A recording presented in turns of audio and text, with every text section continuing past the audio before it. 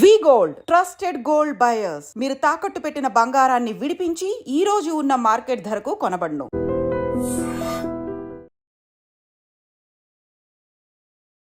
అప్పటి వరకు బాగానే ఉంటారు. కాస్త చెడిందంటే చాలు, నీకోసం నాకు తెలీదా, నా కోసం నీకు తెలీదా అంటూ అప్పటి వరకు ఎంత బాండింగ్, ఎంత రిలేషన్షిప్ మెయింటైన్ చేస్తారో ఒక్కసారిగా ఒకరి కోసం ఇంకొకరు బజారును పెట్టుకోవడానికి కావాల్సిన ఎవిడెన్స్లు అన్నీ వాళ్ళ దగ్గర ఉంటున్నాయి.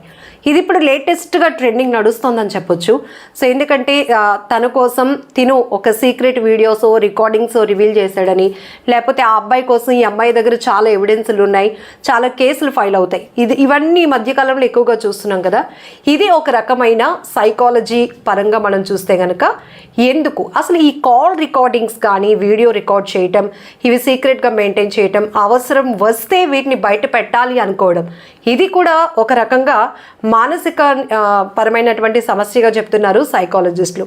ఇదే అంశంపై మాట్లాడడానికి మనతో పాటు సైకాలజిస్ట్ అండ్ న్యూరోమెంటర్ డాక్టర్ పూజితా జోషిలా గారు ఉన్నారు. నమస్తే అండి. సో నిజానికి ఒక రిలేషన్షిప్, అది అమ్మాయి, ఇద్దరు అమ్మాయిలు కావచ్చు, అమ్మాయి అబ్బాయి కావచ్చు, అబ్బాయిలు కావచ్చు, కానీ అప్పటి వరకు చాలా నువ్వంటే నాకు చాలా నమ్మకం, ప్రతిదీ నీతో నేను షేర్ చేసుకుంటాను అని చెప్పిన వాళ్ళు ఒక్కసారిగా చిన్న ఇష్యూ ఏదైనా వస్తే ఈ కాల్ రికార్డింగ్స్, వీడియో రికార్డింగ్స్ బయటకు వస్తున్నాయి. అసలు వీళ్ళు ఎలా ఏమనుకోవాలి, అసలు వీళ్ళు ఎందుకు కాల్ రికార్డింగ్స్ అవన్నీ పెట్టాలి అనే ఆలోచన ఎందుకు వస్తుంది? ఫస్ట్ ఆఫ్ ఆల్ ఇప్పుడు మనం ఉండే కల్చర్, మోస్ట్లీ యంగ్స్టర్స్ కానీ మనం కానీ ఉండే కల్చర్ ఏంటంటే స్నాప్షాట్ కల్చర్ అంటాం. స్నాప్ షాట్ కల్చర్ అంటే ప్రతిదీ డాక్యుమెంట్ చేయాలి మన లైఫ్లో. ఎస్, ఏదైనా చిన్న విషయం అంటే ఒక కేక్ తిన్నా, లేదా కాఫీ తాగినా, లేదా ఏదైనా మనకి థ్రిల్లింగ్ అనిపించే విషయం చేసినా, అది మంచైనా చెడైనా సరే ప్రతిదీ మనం స్నాప్ తీసుకోవాలి. ఇప్పుడు స్నాప్ చాట్ ఉంది ఫర్ ఎగ్జాంపుల్, ఫోటో తీసి ప్రతిదీ అప్డేట్ చేస్తూ ఉంటారు. సో అదొక కల్చర్ అయిపోయింది, which has embedded in to our ఒక రొటీన్ లాగా అయిపోయింది. సో ఇప్పుడు ఏంటంటే మన ప్రాంక్ వీడియోస్ తీసుకోండి, ఫర్ ఎగ్జాంపుల్ ప్రాంక్ వీడియోస్ తీసుకున్నాం. సో ఈ ప్రాంక్ వీడియోస్ అంటే నార్మల్గా ప్రాంక్ చేసి వీడియో ఒకటి పోస్ట్ చేశాను అనుకోండి, అది 1000-2000 మ్యాక్సిమం ఒక 10,000 దాకా ఉండి ఆగిపోతుంది రీచ్.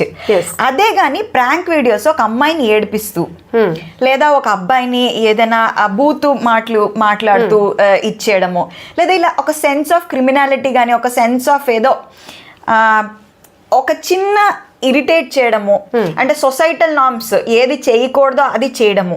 సో ఇప్పుడు జనాలు ఎలా ఉన్నారంటే మనం ఏదైనా చెత్త విషయమైనా చేసి మనం పాపులర్ అయిపోవాలి. మంచిగా ఉండి మామూలుగా ఉండడం కన్నా ఏదైనా చేసి నటోరియస్గా నోట్ అవుతే నేను పాపులర్ అవుతాను. ఎస్, సో మొత్తానికి పాపులర్ అవ్వటానికి ఇది ఒక వే అని అనుకుంటున్నారు. ఇదొక వే అండి. ఇంకొక విషయం ఏంటంటే ఇప్పుడు మీరు అడిగిన క్వశ్చన్కి నేను వస్తాను. ఇప్పుడు సెల్ ఫోన్ కాల్ రికార్డింగ్స్ లేదా ఇవన్నీ వీటికి సంబంధించి ఏంటంటే వీళ్ళు ఎలాంటి మానసిక సిచ్యుయేషన్లో ఉంటారంటే, ఓకే నాకు కానీ ప్రాబ్లం వస్తే, ఒకవేళ పక్క వాళ్ళు నా మీద కేసు పెడితే, వీళ్ళు ఆల్రెడీ చేస్తున్నదే ఒక దొంగ పని.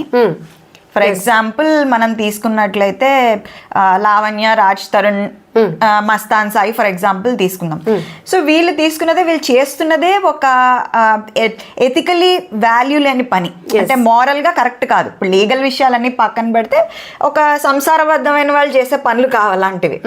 సో అలాంటి చెత్త పనులు చేస్తూ అలాంటిది ఎందుకు రికార్డ్ చేసుకుంటారు? సో పక్క వాళ్ళని నా మీద ఏం రాకుండా నేను మంచివాడిని లేదా నేను మంచిదాన్ని అని చెప్పుకోవడానికి రికార్డ్ చేసుకుంటారు. సో దీనిలో వాళ్ళు మిస్ అవుతున్న పాయింట్ ఏంటంటే వాళ్ళని వాళ్ళు రిస్క్ లో పెట్టుకుంటున్నారనే పాయింట్ ఒకటి మిస్ అవుతారు. ఇప్పుడు మస్తాన్ సాయి దగ్గర తీసుకుంటే ఆయన దగ్గర హార్డ్ డిస్క్ దొరికింది, విపరీతంగా అశ్లీల వీడియోలు ఉన్నాయి. సో అది వాళ్ళని వాళ్ళు ఇది కానీ బయటకు వస్తే వాళ్ళ లైఫ్ ఎంత రిస్క్ లో పడిపోతుంది అనేది ఒకటి. సో రెండో విషయం మాట్లాడుకోవాలంటే, ఫర్ ఎగ్జాంపుల్ ఇప్పుడు హత్యలు చేస్తూ లేదా ఏదైనా సూసైడ్ చేసుకునే ముందు కానీ ఇవన్నీ ఫేస్బుక్ లైవ్ స్ట్రీమింగ్ మరీ దారుణంగా పెడుతున్నారు. ముక్కలు చేసి చంపేయడానికి కూడా దారుణంగా పెడుతున్నారు. దీనికి సైకలాజికల్ రీజన్స్ ఏంటంటే, నెంబర్ 1 ఒకలాంటి బ్రెవాడో అంటాం. బ్రెవాడో అండ్ సెల్ఫ్ ఎక్స్ప్రెషన్ అంటే నాకు ఇంత కెపాసిటీ ఉంది, ఇంతమంది చూస్తున్నా సరే నన్ను ఏమీ చేయలేకపోతున్నారు, నేను ఇంతమంది ఫేస్బుక్ లో ఇంతమంది చూస్తున్నారు, కోట్ల మంది, అయినా సరే వీళ్ళు నన్ను ఏమీ చేయలేకపోతున్నారు, నేను ఇంత ధైర్యంగా చేయగలను. First one.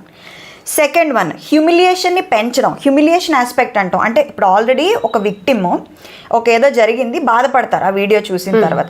సో ఎక్కువ మందికి రీచ్ అవుతోంది అని ఆ విక్టిమ్కి కానీ తెలిసింది అనుకోండి, వాళ్ళ బాధ ఏమవుతుంది, ఇంకా ఇంకా ఇంకా పెరుగుతూ ఉంటుంది. సో అదొక ఆస్పెక్ట్. దానివల్ల ఏంటంటే రీలివింగ్ ద క్రైమ్ అంటాం. ఆల్రెడీ వాళ్ళు క్రైమ్ చేసేది లేదా ఆ బ్యాడ్ థింగ్ చేసేది ఒక పైశాచికత్వంతో, ఒక రివెంజ్తోని చేస్తారు. రెండోది ఏంటంటే అది ఎందుకు రికార్డ్ చేసుకుంటారని చెప్పాలంటే, వాళ్ళది తిరిగి చూసుకున్నప్పుడు వాళ్ళు అదే స్టేట్ ఆఫ్ మైండ్ లోకి వెళ్తారు. రియలైజ్ అవ్వరు. ఓకే, ఆ మూమెంట్ ని, వాళ్ళ ఎమోషన్ ని, ఆ పైశాచికత్వాన్ని ఆనందిస్తారు అనమాట. ఆ సాడిజం, లైక్ సైకోస్, రీలివింగ్ ద మూమెంట్ అంటాం. సో దానివల్ల ఏంటంటే వాళ్ళకు ఒక సెన్స్ ఆఫ్ పవర్, కంట్రోల్. నేను ఇంత పెద్ద పెద్ద క్రైమ్స్ చేయగలను, నన్ను ఎవరు ఏమీ చేయలేరు. అదొక వే ఆఫ్ టెల్లింగ్ పీపుల్ అనమాట. సో అది చూసుకున్న ప్రతిసారి వాళ్ళకి ఇంకా ధైర్యం పెరుగుతూ ఉంటుంది. రియలైజేషన్ అనేది అసలు రాదు. ఎందుకంటే ఈ టైప్ ఆఫ్ మెంటాలిటీ ఉన్న వాళ్ళకి ల్యాక్ ఆఫ్ ఎంపతి అంటాం. ఎంపతి అంటే జాలి. ఇప్పుడు పక్క వాళ్ళని, నేను మిమ్మల్ని హర్ట్ చేశాను అనుకోండి, మీరు నన్ను హర్ట్ చేశారు అనుకోండి, కాలు తగిలేదా సారీ సారీ అని చెప్పడమో ఇలా అనుకోవడమో మన కల్చర్లో అలవాటు. సో ఈ పర్టికులర్ క్రిమినల్ మెంటాలిటీస్ ఇట్లాంటి ఉన్న వాళ్ళు ఏంటంటే వాళ్ళకి ఆ జాలి అనేది ఉండదు. పక్క వాళ్ళు ఏమైపోయినా పర్లేదు, నేను నా ఆనందం, నా పవర్ ప్రపంచానికి తెలియాలి. So these are the main traits అన్నమాట. సో ఇలాంటి మెంటాలిటీ ఉన్న వాళ్ళు నిజంగా జనాలతో మింగిల్ అవ్వడానికి ఇష్టపడతారా, లేకపోతే యాక్ట్ చేస్తారా, అక్కడ కూడా నటిస్తారా? డిపెండ్స్ అండి. రకరకాల కొన్నిసార్లు వాళ్ళకి అవసరమైనంత వరకు బాగుంటారు. దాన్ని టాక్ట్ఫుల్ కైండ్నెస్ అంటాం. టాక్ట్ఫుల్ కైండ్నెస్ అంటే, ఇప్పుడు నాకు మీతో ఒక పని ఉంది, పొలిటికల్ పనో లేదా మీ రిఫరెన్సెస్ వాడుకుని నేను ఒక పని చేసుకోవాలి. సో ఆ పని నిమిత్తం ఏంటంటే చాలా మంచిగా ఉంటారు ఆ పని జరిగేదాకా. ఇన్ కేస్ ఆ పని మీ పరిధిలో లేదు, మీరు చేయలేకపోయారు, మీకేదో బౌండరీస్ అడ్డొచ్చాయి, అలాంటప్పుడు ఈ బ్లాక్మెయిల్ టాక్టిక్స్ అనేవి వాడతారు. ఎమోషనల్ బ్లాక్మెయిల్, థ్రెట్స్ అనేవి వాడతారు. థ్రెట్స్ అంటే నువ్వు ఈ పని కానీ చెయ్యకపోతే, వాళ్ళు ఆల్రెడీ మీతో సంభాషణలు రికార్డ్ చేసుకుంటారు. ఇప్పుడు మనం చూసినట్లయితే ఈ కాలంలో ఫ్యాబ్రికేటెడ్ కాల్స్, ఫ్యాబ్రికేటెడ్ మెసేజెస్ ఉన్నాయి. ఒక రికార్డింగ్ ఫ్యాబ్రికేటెడ్. ఎలా అంటే వాళ్ళకి నచ్చిన వాళ్ళని ఎడిటింగ్ నీట్గా కాల్ చేస్తారు. కాల్ చేసి వాళ్ళు మంచిగా మాట్లాడి ఆ టైంలో మీరు ఒక్కలే ఆ పర్టికులర్ ఈవెంట్ గురించి మాట్లాడేలా మిమ్మల్ని ప్రవోక్ చేసి రెచ్చగొట్టి మీరు మాట్లాడతారు, గట్టిగా అరుస్తారు. అంటే ఇంటెన్షనల్లీ వాళ్ళు ఇవి ఎప్పటికైనా మనకి ఎవిడెన్సెస్గా ఉండాలి అనే ఉద్దేశంతో వన్ సైడ్ వాళ్ళు మాత్రం పాజిటివ్గా మాట్లాడటం. ఓకే, సో అది థ్రెట్స్. ఇంకా నువ్వు కానీ వాళ్ళన్నీ దాచుకుంటారండి. ఇవన్నీ ఏదో ఒక రోజు మీ మీద అగేన్స్ట్గా వాడడానికి. కానీ వాళ్ళు మిస్ అయ్యే పాయింట్ ఏంటంటే వాళ్ళకే అది రిస్క్ లో పడుతుంది అనేది వాళ్ళు మిస్ అయిపోతూ ఉంటారు. ఫర్ ఎగ్జాంపుల్ ఇప్పుడు revenge porn. So revenge porn అంటే ఆల్రెడీ వీళ్ళవి దాచుకున్నాను, నీ వీడియోలు ఉన్నాయి. ఫర్ ఎగ్జాంపుల్ గతంలో మీరు ప్రజ్వల్ రేవన్న అనే పేరు విన్నారు కదా, ఎంపీ, కర్ణాటక ఎంపీ. సో ఈ ప్రజ్వల్ రేవన్న అయిన విషయంలోనే మంచి పొలిటికల్ ఫ్యామిలీ నుంచి వచ్చారు. అతను వాళ్ళ ఇంట్లో పనిచేసే లేడీ, ఒక 30-45 years ఉన్న లేడీ మీద ఆయన రకరకాల సార్లు రేప్ చేసి అతనన్నీ రికార్డ్ చేసుకొని పెట్టుకున్నాడు ఆవిడతో చేసినవన్నీ. సో బెదిరించడం అనమాట. సో నువ్వు నాకు లొంగకపోతే నేను ఈ వీడియో రికార్డింగ్స్ అనేవి నేను బయట పెట్టేస్తాను. ఒక థ్రెట్ అనమాట. వాళ్ళకి కావాల్సింది అది డబ్బు అనుకోవచ్చు. ఇప్పుడు లావణ్యరాజ్ తరుణ్ కేస్ నేను స్పెసిఫిక్ గా చెప్పట్లేదు, డబ్బు ఎగ్జాంపుల్ మానిటరీ బెనిఫిట్స్ కోసం కావచ్చు, లేదా ఒక పని చేయించడానికి కావచ్చు, లేదా రివెంజ్ కోసం కావచ్చు. సో ఇట్లా రకరకాల ఆస్పెక్ట్స్ ఉంటాయి. బయట పడిన తర్వాత ఇప్పుడు మీరు అన్నట్టు ఫ్యాక్ట్స్ చాలా ఉన్నాయి అందులో. సో వీళ్ళు ఏమైపోతారు, సొసైటీకి వీళ్ళు ఎలాంటి వాళ్ళుగా ఇంట్రడ్యూస్ అవుతారు అనేది పక్కన పెడితే, సో వీళ్ళ కాన్వర్జేషన్స్ ఏవైతే నడుస్తాయో అవతల వాళ్ళని అంటే సెకండ్ పార్టీని వాళ్ళు చెడ్డగా చూపించే ప్రయత్నంలో వీళ్ళు కూడా, అంటే వాళ్ళకి అసలు అది తెలీదు, కాన్షియస్లో ఉంటారో లేదో కూడా తెలియదు. సో ఇట్లాంటి మైండ్ సెట్స్ ఉన్న వాళ్ళతో మనం జాగ్రత్తగా ఉండాలి అంటే ఏమైనా టిప్స్ ఉన్నాయా? అంటే లైక్ ఒక పర్సన్ మనతో ఏదైనా ఒక కాన్ఫిడెన్షియల్ మ్యాటర్ డిస్కస్ చేస్తూ అతను అన్ని మంచి విషయాలుగా మాట్లాడుతూ మన నుంచి కొంచెం అగ్రెసివ్ వర్డ్స్ చెప్పిస్తున్నప్పుడు మనం ఏమైనా దాన్ని కనిపెట్టగలుగుతామా? కనిపెట్టడం అంటే ముందు మనం జాగ్రత్తగా ఉండడం, ముందు we should refrain our cells from అలాంటి ఒక ఎథికల్లీ మారల్లీ వాల్యూలెస్ యాక్ట్స్ నుంచి వీలైనంత వరకు దూరంగా ఉండాలి. ఇన్ కేస్ మీరు మీ సీక్రెట్స్ కానీ షేర్ చేస్తున్నప్పుడు మాత్రం ఎవరితో సీక్రెట్స్ షేర్ చేసినా కొంచెం అప్రమత్తంగా ఉండండి. ఎవరితో పడితే వాళ్ళతో, ఇప్పుడు ఆన్లైన్లో పరిచయం అయిన వాళ్ళతో గంటలు మాట్లాడినా పర్లేదు, కానీ మీ లైఫ్కి సంబంధించిన సీక్రెట్స్, మీ ఫైనాన్సెస్కి సంబంధించిన, మీ డబ్బుకి సంబంధించిన సీక్రెట్స్, మీ పాస్ట్ అఫైర్స్ తాలూకా సీక్రెట్స్, మీ ఎక్స్ తాలూకా డీటెయిల్స్, ఇలాంటివి ఎవరితో పడితే స్ట్రేంజర్స్తో వాళ్ళతో ఓపెన్ అప్ అయ్యి అర్ధరాత్రి ఏదో మంచి ఫ్లోలో ఉన్నప్పుడు ఇలాంటి క్వశ్చన్స్ అడుగుతారు వాళ్ళు. సో ఫస్ట్ రెడ్ ఫ్లాగ్ ఏంటంటే వాళ్ళు ఒక మోడ్లో పెట్టేసి మిమ్మల్ని ఒక ఫ్లోలో అబ్బాయి ఎంత మంచిగా మాట్లాడుతున్నారు అని ఏమైనా మనం షేర్ చేసుకోవచ్చు.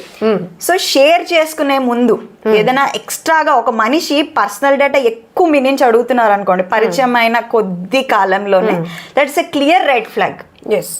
వీలైనంత వరకు షేర్ చేయకండి. ఇన్ పర్సన్ మీట్ అయితేనే షేర్ చేయండి. ఇన్ కేస్ మీకు డౌట్ వచ్చిందా, లైక్ వాళ్ళు రికార్డ్ చేస్తున్నారు మిమ్మల్ని అన్నప్పుడు మీరు ఆగిపోండి. లేదంటే ఇంకా దారుణంగా ఎలా అంటే ఇప్పుడు కొన్ని మీటప్స్ ఉంటాయి, అంటే అడల్ట్ మీటప్స్, ఇలాంటివి ఉన్నప్పుడు ఏంటంటే మీరు కాన్సెంట్ ఉండి వెళ్ళినా, అంటే మీకు ఇష్టపడి మీరు వెళ్ళినా అక్కడ వాళ్ళు మీకు తెలియకుండా వాళ్ళు రికార్డ్ చేస్తున్నారు అని మీకు అనుమానం వచ్చినా సరే ఇమ్మీడియట్గా మీరు పోలీస్ దగ్గరికి వెళ్ళాలి. ఇప్పుడు పరువు పోతుందని చూసుకుంటే ఫ్యూచర్లో చాలా దారుణమైన డ్యామేజ్. జనరలీ అపరిచిత వ్యక్తులతో జాగ్రత్తగా ఉండాలి అంటాం, కానీ రీసెంట్గా చూస్తున్న ఈ వ్యవహారాలన్నీ అపరిచితులు కాదు, బాగా క్లోజ్డ్గా ఉన్న వాళ్ళే ఒకరికొకరు ఈ ఎమ్మెల్యేదో లేకపోతే ఆ ఎంపీదో లేకపోతే సంథింగ్ వీళ్ళ కాల్ రికార్డ్స్ అన్నీ రివీల్ చేస్తూ ఇట్లా. ఇదంతా కూడా ఎక్కువ శాతం విక్టిమ్స్ ఎవరవుతున్నారు అంటే కొన్ని సందర్భాల్లో అబ్బాయిలు అవుతున్నారు, అమ్మాయిలు ఇట్లా, కొన్ని చోట్ల ఇలా కూడా. సో ఫైనల్లీ ఏం చెప్తారు, సైకలాజికల్గా వీళ్ళతో దూరంగా ఎలా ఉండాలి?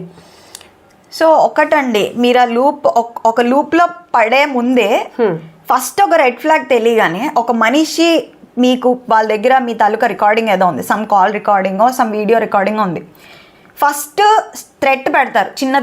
చిన్న థ్రెట్తోనే స్టార్ట్ అవుతుంది ఏదైనా.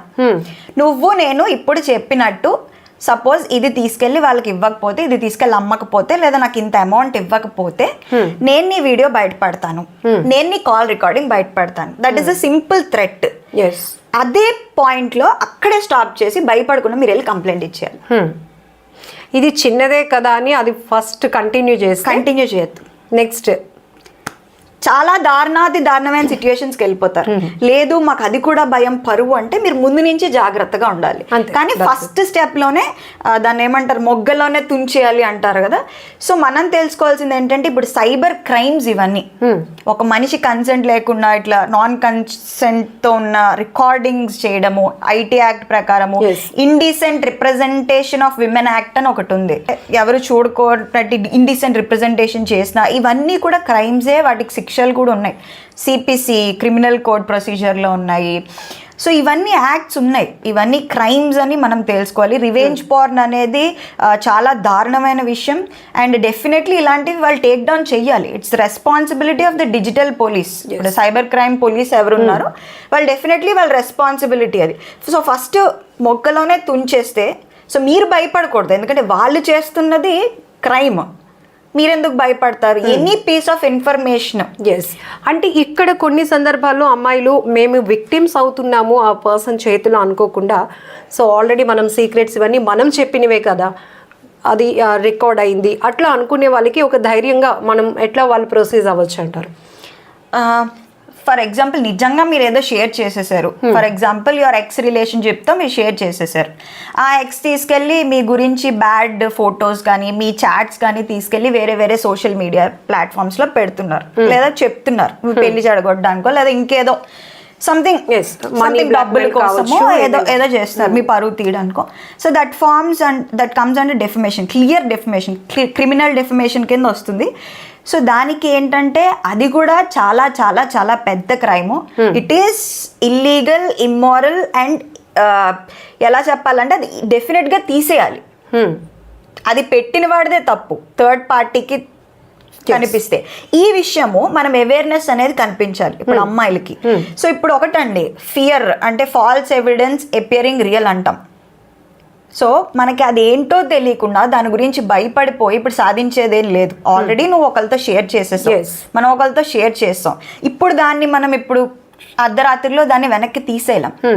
సో అలాంటి సిచ్యుయేషన్స్ వచ్చినప్పుడు కొంచెం మీకు మీరు ధైర్యం తెచ్చుకొని మనోధైర్యం తెచ్చుకొని మీ ఇంట్లో పెద్దవాళ్ళు ఎవరో ఒకరు మీ ఫ్రెండో కొంచెం వాళ్ళని కాన్ఫిడెన్స్లో తీసుకుని వాళ్ళ హెల్ప్ తీసుకుని, లేదా మీలాంటి మీడియా పీపుల్ లేదా ఎవరైనా వస్తారండి ముందుకు. సోషల్ యాక్టివిస్టులు ఉన్నారు, చాలా మంది యాక్టివ్ సోషల్ యాక్టివిస్టులు, జర్నలిస్టులు. సో వీళ్ళ హెల్ప్ తీసుకుని అసలు మనం ఏం చేయాలి, యాక్షన్ ఓరియంటెడ్ సొల్యూషన్ ఓరియంటెడ్గా. ఇప్పుడు మనం భయపడిపోయి వణికిపోయి సూసైడ్ చేసుకుంటే మన ప్రాణాలే పోతాయి, మనకే డిప్రెషన్ వస్తుంది, మీ ఫ్యామిలీయే బాధపడుతుంది. సొల్యూషన్ వెతుక్కోవాలి. సొల్యూషన్ ఫస్ట్ దాన్ని ఏం చేయాలి ప్రశాంతంగా. ఇలాంటివి చాలా జరుగుతాయి. ఒక్కటి గుర్తుపెట్టుకోవాల్సింది ఏంటంటే ఈరోజు మనం, రేపు ఇంకొకరు, ఎల్లుండి ఇంకొకరు, ఇది ఆగేదేం కాదు. You are not the only one. మీరు ఒక్కళ్ళే ప్రపంచం కాదు. ఈరోజు న్యూస్లో ముఖ్యాంశాలు అయింది, బ్రేకింగ్ అయింది, ఎల్లుండికి ఓల్డ్ న్యూస్ అయిపోద్ది, కామన్ న్యూస్ అయిపోద్ది. సో మీరే సెంటర్ ఆఫ్ ద వరల్డ్ కాదు కాబట్టి కోట్ల మంది ఉన్నారు, కోట్ల విషయాలు జరుగుతాయి. ఇది మళ్ళీ ఇలాంటి సిచ్యువేషన్స్ వచ్చినప్పుడు మనం సెల్ఫ్ ప్రొటెక్షన్ అనేది చాలా ఇంపార్టెంట్. మెయిన్ థింగ్ ఫస్ట్ దీని నుంచి ఎట్లా బయటపడాలి అనే ఒక అవేర్నెస్ అనేది కంపల్సరీగా ఉండాలి. నెల రోజులండి మాక్సిమం, నెల నుంచి 3 నెలలు మీరు మేబీ టాపిక్ అవుతారు, ఒక న్యూస్ అవుతారు. ఆఫ్టర్ తర్వాత ఎవరు మనని వాళ్ళు కొత్త మసాలా వెతుక్కుంటారు, కొత్త న్యూస్ వెతుక్కుంటారు. ఇది చాలా మోటివేషన్ అంటే. సో చాలా మంది ఈ రకంగా చాలా సఫర్ అవుతున్న విషయాలు మనం చాలా చూస్తున్నాం కాబట్టి ఎందుకో ఇదేమైనా సైకలాజికల్ ప్రాబ్లమ్గా పరిగణిస్తున్నారా సైకాలజిస్టులు అని ఒక డౌట్ వచ్చింది. సో మీ ముందు ఎక్స్ప్రెస్ చేయడం జరిగింది. Thank you so much for valid information. నమస్తే.